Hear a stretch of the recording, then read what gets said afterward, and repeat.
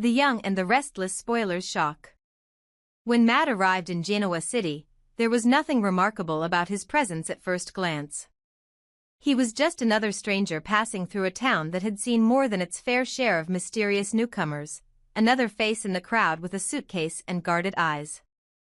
But the difference with Matt was simple and devastating. He wasn't here to start a new life, he was here to reclaim one. From the moment his feet touched the pavement outside the Grand Phoenix, he carried with him a mission that gnawed at him like a living thing, something that had followed him for years across cities, jobs, relationships, and sleepless nights. He had not come for fortune, romance, or reinvention. He had come for blood. And as fate, or perhaps cruel cosmic irony, would have it, the first person he found himself drawn into conversation with was Phyllis Summers. Phyllis knew how to read people. She had learned the hard way that the world did not present truths on silver platters. You learned to read body language, unfinished sentences, and the way a person's eyes shifted when they were about to lie. When Matt first approached her, there was nothing overtly threatening about his demeanor, but there was an intensity beneath his polite questions that made her instinctively wary. He asked about the town, the influential families, the way people seemed to revolve around names like Newman, Abbott, and Chancellor.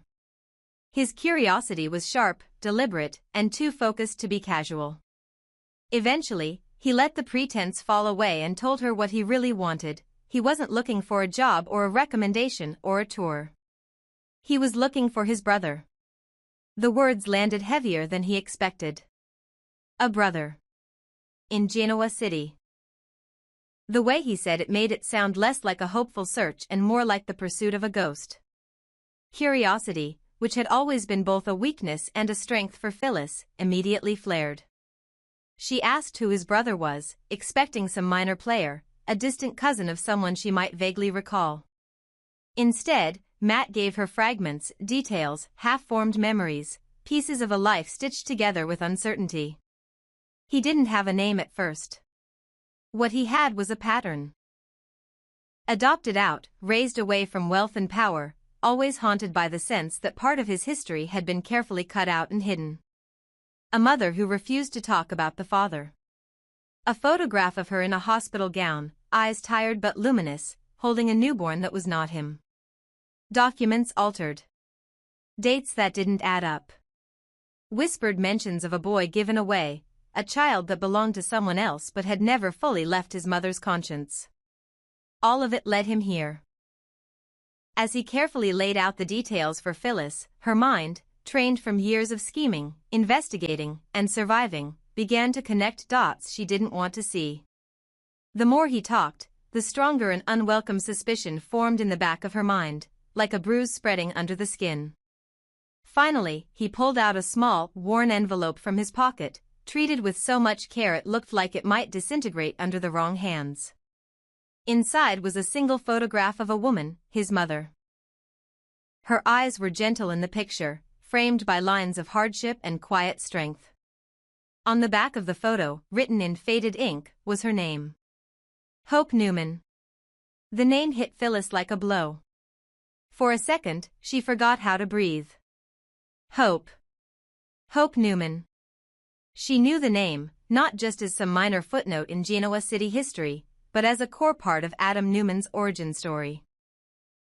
Hope had been the woman from a different world, the woman who had given birth to Victor Newman's son, the son who had spent years clawing his way into, and sometimes out of, the Newman orbit. Adam's mother. Adam's anchor. Adam's wound. Phyllis felt her heart stutter as the implications unfolded, each thought more unsettling than the last. If Matt's mother was Hope Newman, then his connection to Genoa City wasn't tangential. It was direct. Immediate. And if Hope had another son, one who had grown up without the wealth, power, or protection of the Newmans, that meant Adam might have a younger brother he never knew about. Or worse, a brother who knew everything from the outside looking in and had come armed with that knowledge. For a heartbeat, an even darker thought flashed across her mind, uninvited and stubborn. If Hope was the mother of both Adam and Matt, did that mean Victor Newman was Matt's father as well? The idea made her stomach twist. The thought of another Newman heir, hidden, forgotten, or discarded, was horrifying in its own right. The thought of another son with Victor's blood, arriving in Genoa City with questions and unresolved anger, felt like a lit fuse running straight toward the emotional explosives the Newman family had buried under their polished facades for years. Phyllis tried to stay rational, but her mind couldn't help racing ahead, painting worst-case scenarios. Adam was volatile enough on his own. He carried abandonment, resentment, and a lifetime of feeling like second-best like armor and ammunition. What would happen if he discovered that there had been someone else all along, someone tied to his mother, someone who had shared the same bloodline but not the same chances? Would he feel betrayed by Hope's silence? By Victor's secrets? By the universe itself? Or would he see in Matt a mirror of everything he could have been if he'd never found his way into the Newman arena? The more she thought about it, the more she realized there was no version of this revelation that wouldn't cause damage. Matt must have sensed the shift in her expression, the way the color drained from her face and then slowly returned as she forced herself back under control. He placed the photograph gently on the table between them and spoke in a low, earnest voice. He didn't come to ask for money, he said. He wasn't looking for a place at the Newman table, or a corporate role, or a piece of the empire. He just wanted to know who he was. He wanted answers about his mother, about the decisions that had destroyed her peace, about the name Newman that had been whispered but never fully explained. A name that seemed to stretch all the way to this town. Phyllis listened as he recounted his past, his relationship with Hope, the moments when she had looked as though she wanted to tell him something and then swallowed the words. The times she had broken down over nothing, the way she stared at old newspaper clippings or at the television whenever Victor Newman's face appeared in coverage of some corporate press conference or scandal. The way she would sometimes whisper Adam's name. Not in anger, not in bitterness, but in a way that sounded like grief soaked in love. It was in those moments that Matt understood he was not the only son in her story. He was simply the one who stayed. The one who saw the aftermath. The one who was left with questions when she died. Hearing him speak about Hope made Phyllis unexpectedly emotional. She had never known Hope personally, but she had always thought of her as a fragile but unmistakable pillar in Adam's complex identity. Someone who represented the possibility of goodness, of simplicity, in a life that had since been consumed by power plays and manipulations. To imagine that Hope had quietly carried the weight of another child, another secret, another heartbreak, it was almost too much to comprehend. And yet, the evidence sat right in front of her in the form of the man across the table and the photograph of the woman she knew only from stories and the haunted look sometimes flickering in Adam's eyes. For a brief moment, Phyllis considered doing what might have once come naturally to her, walking away. Telling herself it wasn't her problem, that dragging herself into a potential Newman paternity nightmare was asking for trouble of the most dangerous kind. She knew better than most that anything involving Victor Newman came with fallout, and anything involving Adam came with emotional shrapnel that could hit anyone in the blast radius. But another, stronger instinct overrode the impulse to retreat. Phyllis had never been able to resist a mystery, especially one with stakes this high and emotional roots this deep. And even if she wanted to claim self-preservation, there was also something else at play, somewhere under the layers of cynicism and survival tactics. She knew that Adam deserved the truth. She had resented him, worked with him, clashed with him, and on rare occasions even understood him. She knew how much he had lost, how much he had fought to belong, how fiercely he clung to his mother's memory as a lifeline in a world that often felt cold and transactional. If there was another piece to his story, another person who shared that history, it wasn't something she could take lightly. So, after a long stretch of silence in which both of them simply breathed and tried to absorb the reality of what was being considered, Phyllis made a decision. She told Matt she would help him. She would not promise fireworks or easy truth, but she would give him a chance to face the man who might be his brother. She would be the bridge, for better or worse. It didn't take long to arrange the meeting. Genoa City was small when it wanted to be. People always seemed to be just around the corner from the conversations that could change their lives. Phyllis knew where Adam could be found, and more importantly, she knew how to approach him without immediately triggering his defensive instincts. Still, as she and Matt walked through the familiar halls toward Adam's office, she felt the weight of what was about to happen pressing down on her shoulders. This wasn't just another scheme, another plan, another stunt. This was personal. This was origin and identity and legacy all colliding in a single moment. When they finally stepped into the room, Adam's reaction was immediate and predictable. Suspicion flickered across his face the moment he saw the stranger at Phyllis's side. His tone sharpened slightly as he asked what kind of mess she was bringing to his door this time. Phyllis didn't fire back with her usual sarcasm. Instead, she held his gaze and told him, in a voice more subdued than he was used to, that he needed to listen before he decided how to react.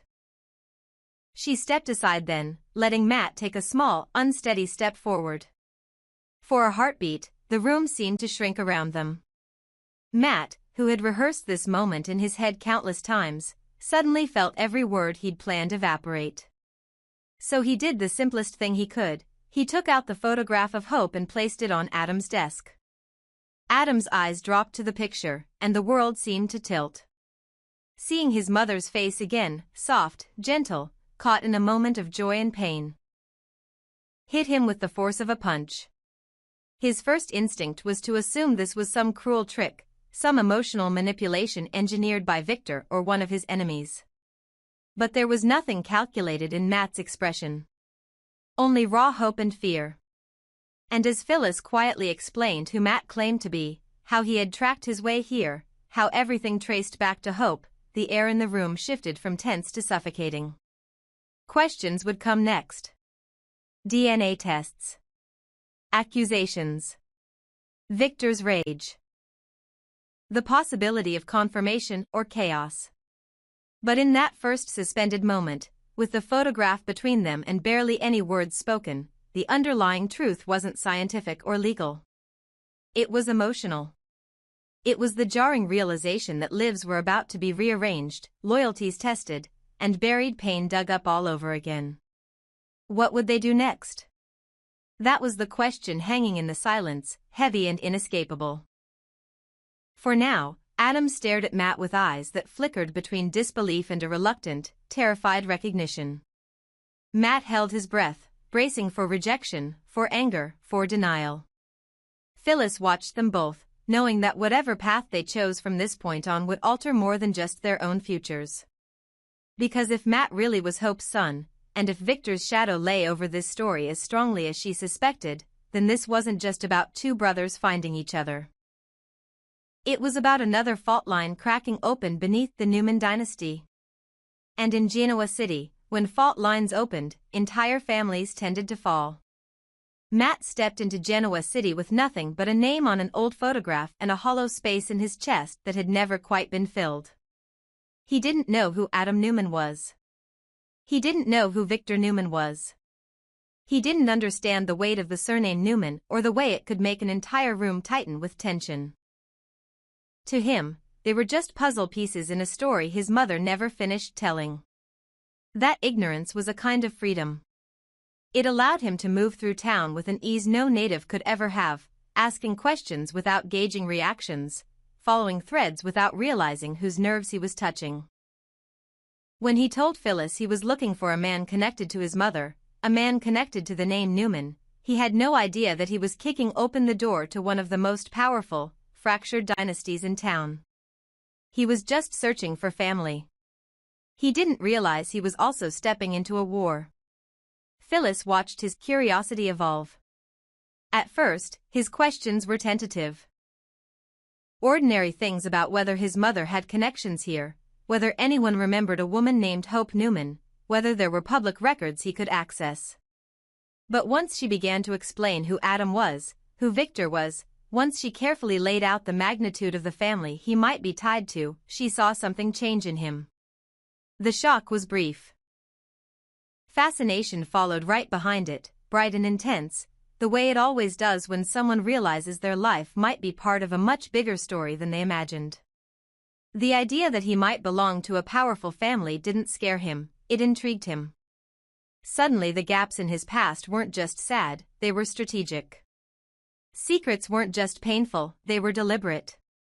If his mother had gone to such lengths to hide the truth, then the truth must have been enormous.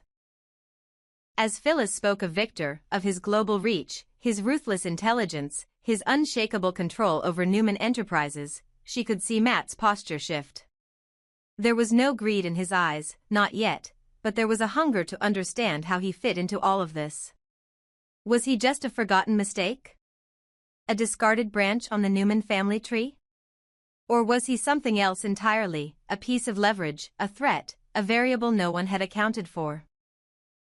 The more he learned, the more interested he became in claiming his story, not just as a footnote, but as something that demanded to be acknowledged.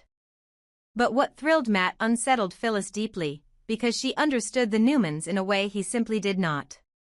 She knew that his appearance in their orbit wouldn't just be a family reunion, it would be a seismic event. She could already imagine Nicky Newman's reaction if word got out that Victor had yet another secret child. Nicky had already survived more revelations, affairs, betrayals, and illegitimate children than most people could bear in 3 lifetimes. Adam alone had been enough to divide her marriage more than once, to push her loyalty and patience to near breaking. Nicky loved Victor, but she also knew he collected secrets like weapons, and every lost child that appeared was proof of another wound he'd inflicted and then buried. The idea of one more son emerging from Victor's past.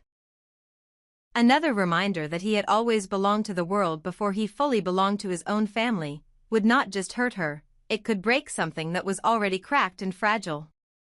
And then there were Nick and Victoria, each of them carved into their roles by Victor's expectations and their own complicated resentments. Nick had spent years grappling with his father's manipulations and with the disruption Adam brought into every corner of their lives. Victoria had carried the burden of being the heir apparent, only to be repeatedly undermined or challenged whenever Victor decided to rearrange the dynasty. Adam's presence had already destabilized the balance. He was the son from the outside, the reminder that Victor's love and attention were never exclusive, never simple.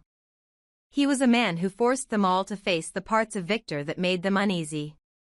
Now, imagine adding Matt to that equation. Another son, another claimant, another variable. For Nicky, for Nick, for Victoria, it wouldn't feel like expansion. It would feel like invasion. Victor, on the other hand, would feel something else entirely.